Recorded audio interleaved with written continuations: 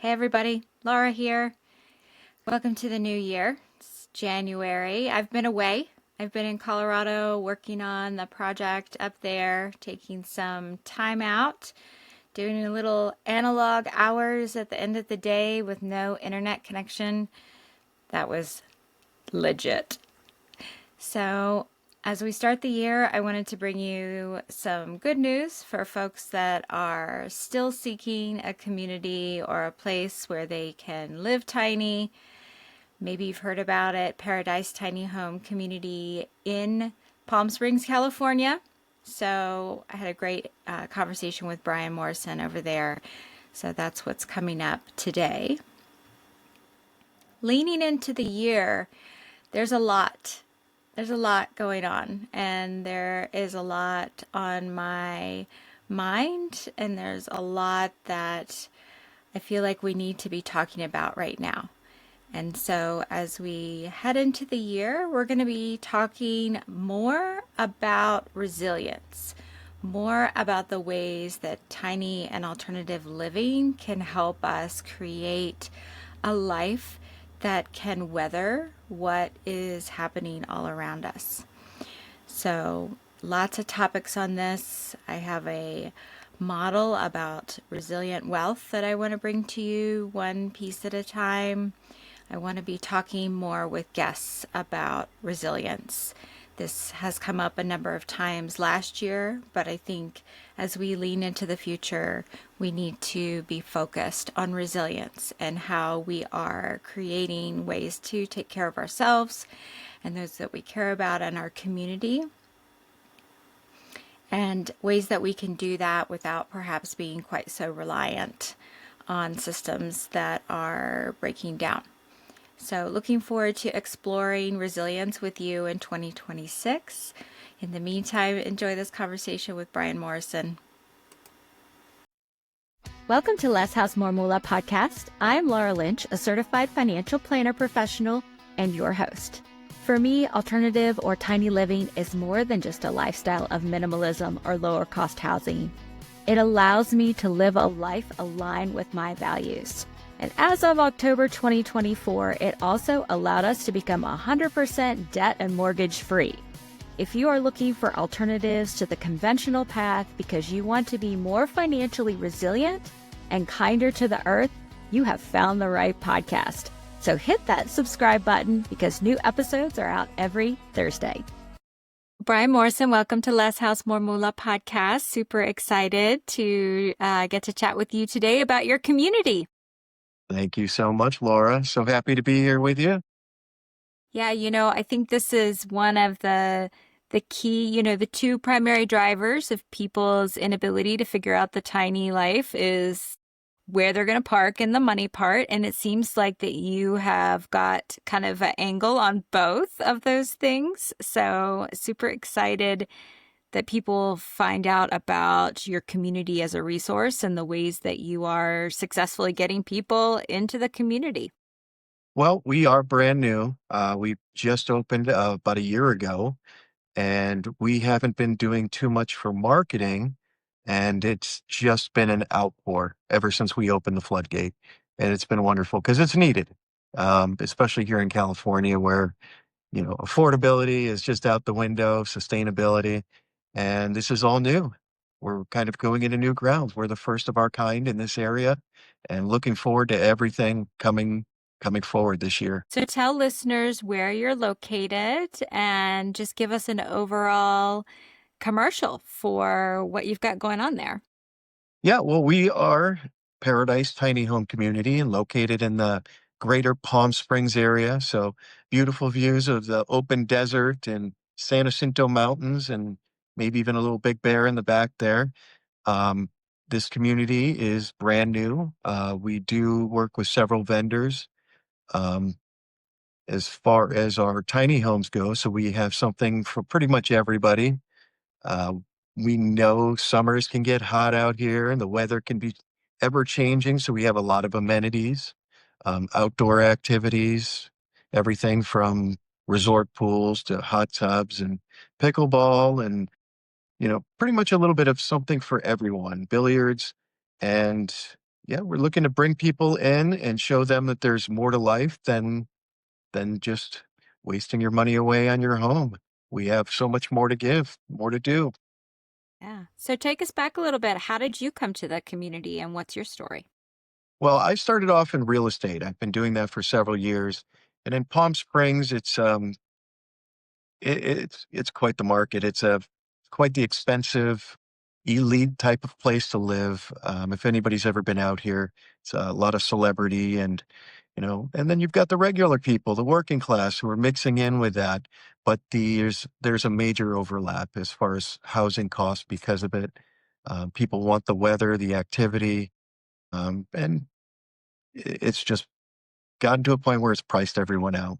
So I've worked in the luxury side for many years and seen what it's done to the regular family that just can't afford a house, or the student that gets out and wants a place to live and the rents are incredibly high, or the senior. And I came together with the um, the brains of the entire operation. His name is TJ Modi. Um, and he had this great idea for the tiny home community in a time where it was so needed. And it's just been a blessing to be able to do what I wanted to do in the first place, which was find people homes. So, TJ, tell us the story of how the development happened. TJ bought land, or how did that all work? Yeah, TJ started out in the RV side of the business, and just saw the potential for people ending up moving into their RVs and on the road living, and it's kind of it's a touristy type of living. You're not really standing still at any time, and making it possible for people to be able to actually have like-minded community, and he put it together. Yeah, I think he has a great vision, and we're looking forward to seeing where this goes. So, it sounds like the vision is really about creating that lifestyle for folks that are in the community. You mentioned a number of amenities. Um, Tell us like the full scope of what the vision is for the community.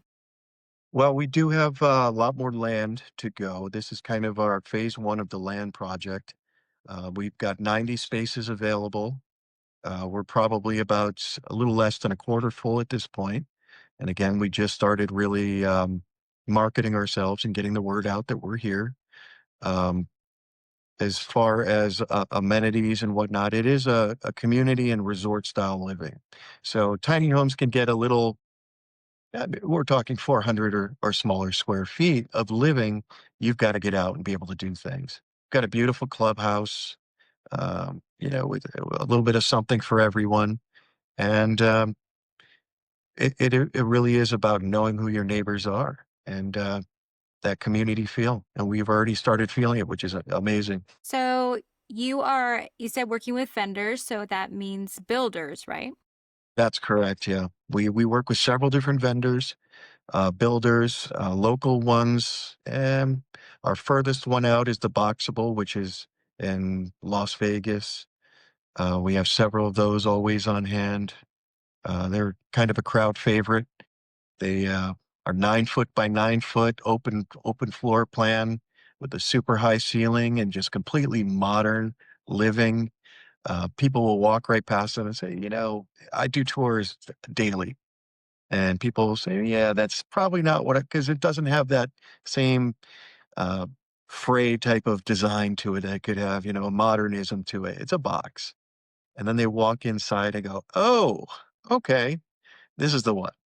It's a complete, 180 as soon as they walk in the door, because they're great units and they're solid, and it is a house. I mean, these are very well built units. Amazing. And so when people show up at the community and they're interested, like what's the pathway for them?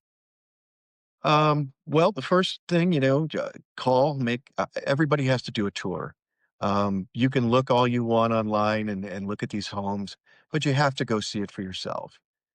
There's no way pictures can capture walking in and exploring the space for yourself. And not every model is for everyone. You've got to find what works best for you. Come in for a tour, find something that you like, or work with an outside builder and build it yourself. And you can bring it in. We only have a few stipulations to what we need in order for you to bring your own. And they're pretty basic, being built on a chassis, RVIA certification. So pretty much built like a motor home. It's a home, but it's on a chassis.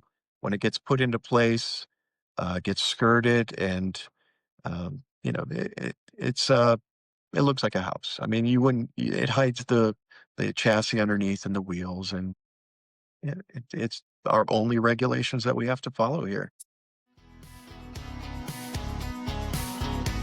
Dreaming of an unconventional life?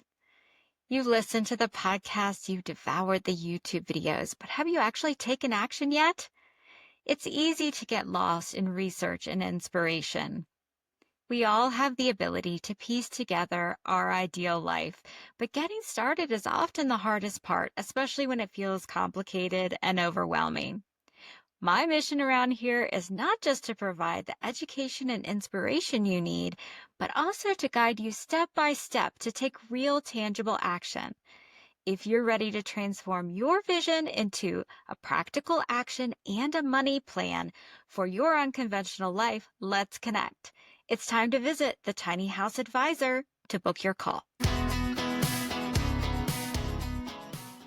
So people can bring their own, they can buy one from the vendors, partners that you're working with. So people often, kind of run into this point of like, how do I finance a tiny home? How are you seeing it done? How is it happening in your community? Yeah, that's always a challenge. I mean, when you find somebody that will finance, you hang on to them. I mean, this is all new ground, so a lot of the usual funding that we would do for mortgages just don't work that way. We do work alongside 21st Mortgage and Credit Human, and we do have some in-house financing for a few of the models that we actually purchase to bring in. And usually, when we purchase to bring them in, we replace them as we go. So we can always have that to offer. The in-house financing obviously is going to be the most expensive way to go. It is really better to find your own financing, but it is possible here, for people that want a one-stop shop type of thing, where you can walk in, find your lot and your home, and, say, I want to put it here, move it around the park, and make your payments directly to the park. Yeah, that's a unique option. I don't know how many communities are offering um, in-house financing for units. And so can you tell us a little bit more about what the terms are there in terms of how much down and how long the loan is and that sort of thing generally? Sure, these are short-term loans, usually between 5 and 10 years. 10 being the absolute maximum that we can do. What we do ask is for a down payment of at least 15,000. 15,000 gets you in the door, and a 12% interest rate, which is obviously pretty considerable.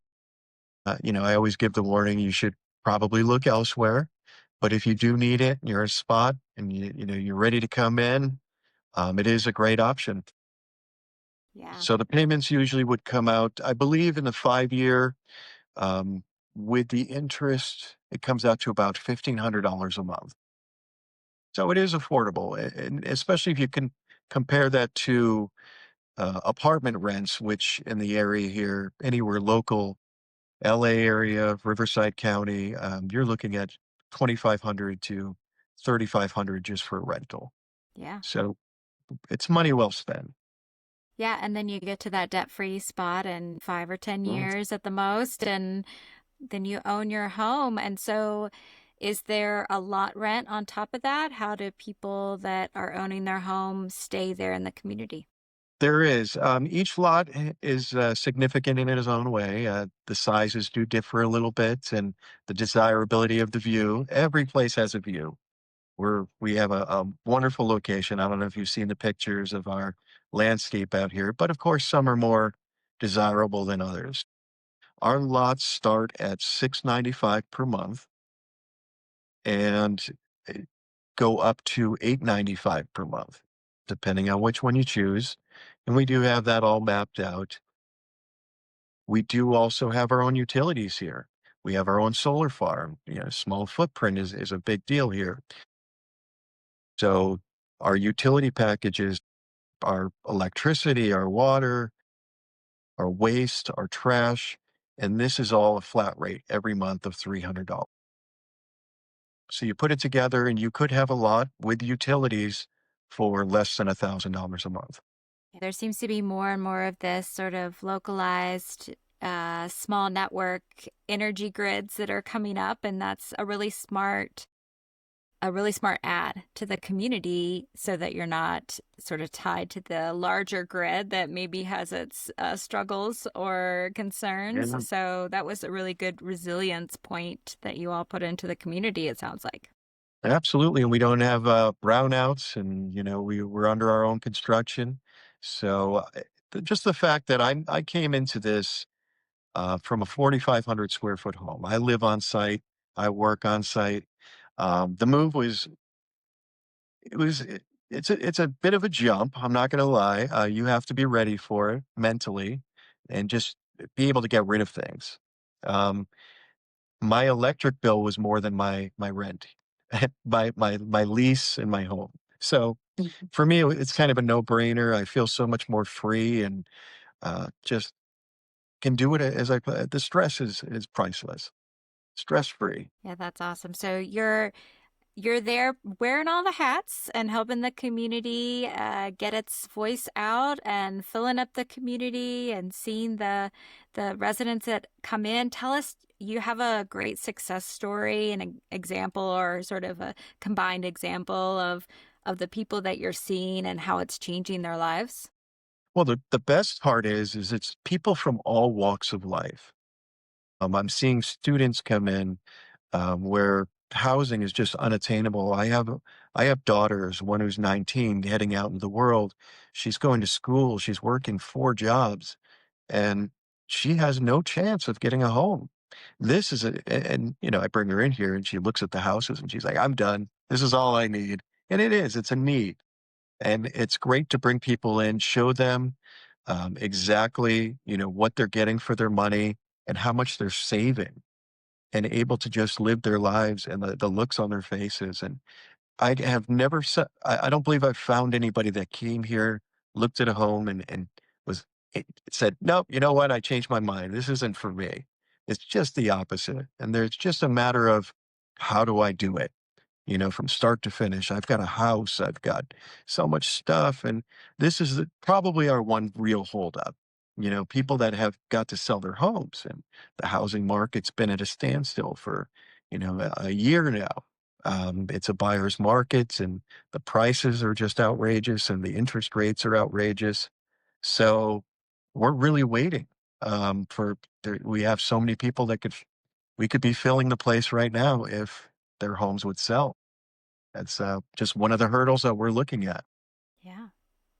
So is Paradise Tiny Home Community gonna look for more sites, or are you all just pretty much confined and satisfied where you are?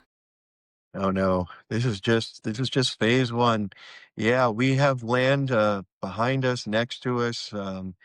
We, as I stated before, we're phase one. I'm hoping within the year to 2026 to be at about 80% capacity. Once we get there, we are ready to grow. We have another 5 acres that'll be immediately, I'm sorry, 7 acres that will be immediately available once we get to that point to be built. More homes can come in, and then another 20 afterwards. So we've got some growing to do. There's no stopping. The yeah, the owner of the company he's purchasing land, um, the the entire street. He's really looking to make this his own, and has a vision for the entire area. Well, it seems like that there's no shortage of people that are in desperate need of attainable housing and a good community and a place where you can live with other like-minded people. So I'm sure that that growth is probably just going to be just in time. I'm looking forward to it. It's great to be able to offer it. Yeah. People do have something in there, if you mention a tiny home to somebody who has no idea what you're talking about, they can't conceive of the idea.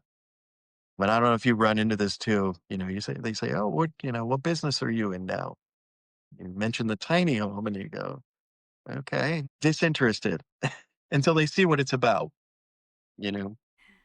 It's funny to watch. Yeah. And that's why we have all these great events where people can go and see for themselves what tiny homes are like, and the kind of the community that shows up for tiny homes.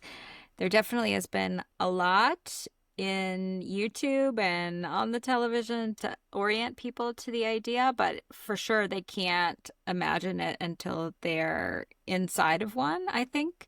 So it's really important that you have that tour feature where people can come and tour. Absolutely necessary. Yeah, yeah. I wouldn't let somebody buy a tiny home without first coming out. You know, you got to try on the shoes first, and you have to see it for yourself. I've been in tiny homes where I'm over 6 feet tall, and it feels a little compressed. You want to move around a little bit. There's certainly some that are kind of hobbit houses that I just couldn't do physically. And then there's the other ones, that do make sense. These 10-foot high ceilings, and so definitely go out. If I can recommend anything, go out and see it for yourself. We actually offer rentals. So people can come out, stay with us for a couple days or a week and enjoy what we have to offer and make sure it's for you. It really is a different lifestyle. So you do have to look at every aspect of it. That makes sense. So, Brian, where do listeners see your community, learn more? Where can they track you down? Well, you can always go to our website. I mean, you can actually plan a tour directly from there. It's paradisetinyhomecommunity.com. My direct email is tinyhomesparadise@gmail.com. I'm always open 24/7. Or give us a call, 760-990-7024. And I'd be happy to walk you through every step of the way and see where this goes. Well, thanks for your time and for sharing the news of your community and the work that you all are doing and your vision for the future. It's another great resource for folks. Thanks for your time. Thank you so much for having us and spreading the word. I know people appreciate you through and through every day. Less House More Moola podcast is created, hosted, and produced by me, Laura Lynch, here in my tiny house. I'm so grateful to you for being along on this journey with me. We are not alone in wanting to live a life that is more gentle on our earth and provides us with financial freedom. So when you have a conversation with someone else considering what alternatives are out there, make sure you share this podcast with them. Let's bring them along with us.